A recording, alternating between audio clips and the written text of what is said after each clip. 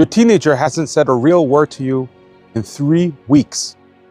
Then all of a sudden last night, 11:40, you're half asleep, and he's standing right there in the doorway of your bedroom. And he asks you, "Can I ask you something?" Now, most parents kill that moment with just 3 words. They tell their teenager, just go to sleep. Go to sleep. And I need you to understand what that moment actually was. Because midnight is not the problem. Midnight is the window.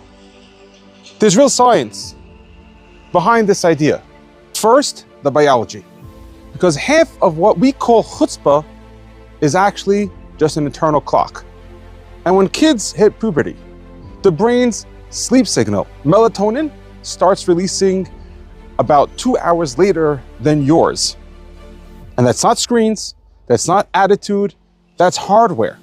It's so well established, this idea, that the American Academy of Pediatrics told high schools that they should stop starting school before 8:30 in the morning. You know why? Because teenagers physically can't fall asleep when we want them to. So when your son is wide awake at midnight, he's not defying you. That is, for him, midday, that's for him noon. You're not raising a rebel. You're raising a kid in a different time zone. But here's the part that nobody tells you. Night isn't just when they're awake. Night is when they're open, when they're available, when you could communicate. And there's 3 reasons for that. Number 1, the audience goes home.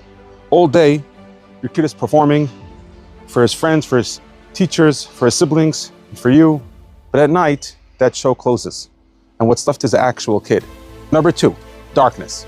Teachers once put 2 strangers in a pitch black room for an hour. And what happened was they saw the difference. When it was a lit room, there was just small talk. But when they were in the dark, those strangers started telling each other real personal things.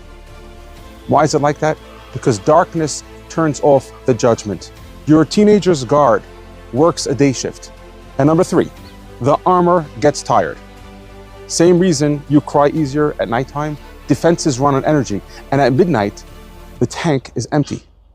The same kid who shrugs at dinner is all of a sudden reachable at 11:40 at night. And you've been chasing this conversation for 3 weeks. It was never gonna happen at dinner. But now, at this time, is midnight, is when your son is finally open. And you can't schedule a heart.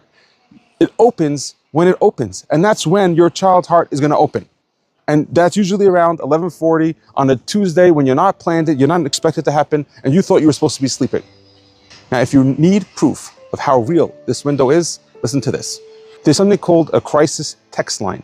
Kids text when they have nobody to speak to.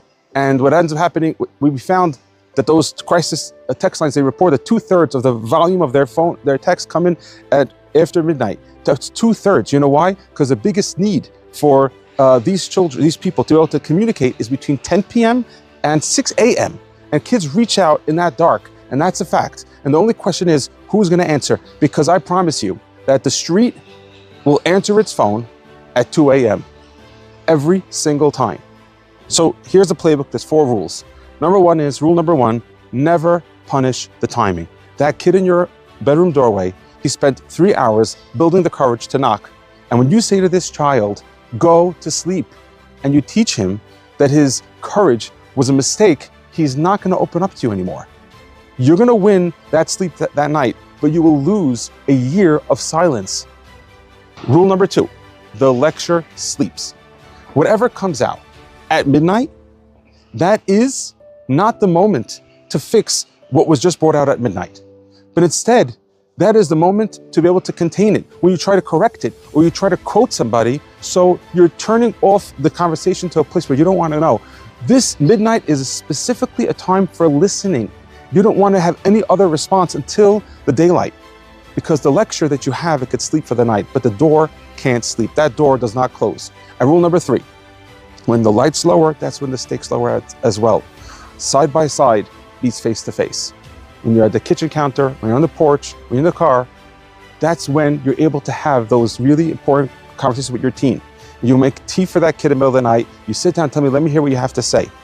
And then when you want to respond, say, only half what you wanted to say, and then take what you wanted to say, that half, and cut that in half as well.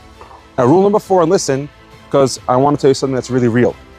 You are not signing up to be awake for every single night of the year when you have this kid having these circadian rhythm change. You have other kids, you have other responsibilities, but this is about being interruptible. Can you be interruptible for your child at those moments?